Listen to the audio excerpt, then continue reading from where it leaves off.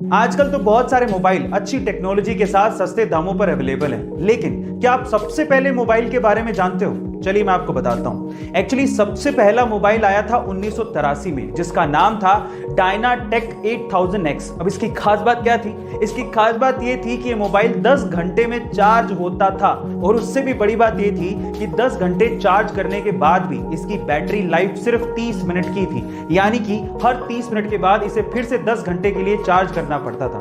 और सबसे बड़ी बात थी इसकी कीमत। इसकी कीमत लगभग $10,000 यानी कि आज के समय के हिसाब से लगभग 7 लाख रुपए थी। ओह माय गॉड गाइस, आपको ये फैक्ट सुन के कैसा लगा कमेंट सेक्शन में जरूर लिखिएगा, और ऐसे अमेजिंग वीडियोस के लिए शेयर, सब्सक्राइब एंड लाइक। मिलता है अगली वीडियो में।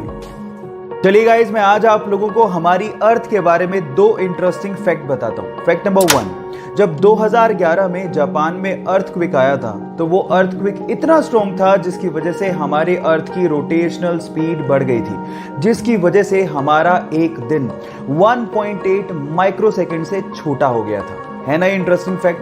फैक्ट नंबर 2, इस पूरी दुनिया में सिर्फ एक ऐसी कंट्री है जहां पर कोई भी नदी यानी कि रिवर है ही नहीं। क्या आप उसका नाम जानते हैं? डोंट वरी, मैं आपको बताता हूं। वो है सऊदी अरेबिया। ये दोनों इंटरेस्टिंग फैक्ट आपको कैसा लगे चैट सेक्शन में लिखना मत भूलिएगा।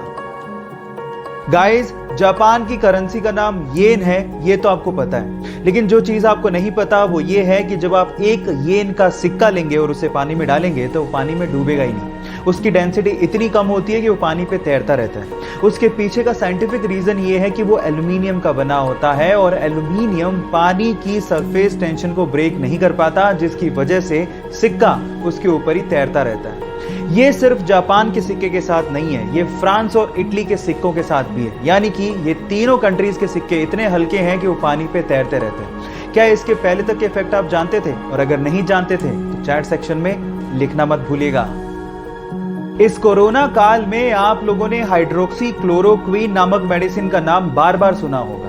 इनफैक्ट ये मेडिसिन इंडिया में बहुत बड़े स्केल में मैन्युफैक्चर की जाती है, और इंडिया इसे दूसरे देशों में एक्सपोर्ट भी करता है। पर सवाल ये है कि ये मेडिसिन कब और किसने बनाई?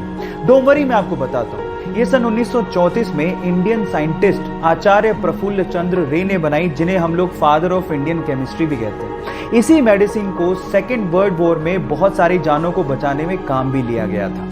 क्या इसके पहले तक के फैक्ट आप जानते थे? और अगर नहीं जानते थे तो चैट सेक्शन में लिखना मत भूलिएगा।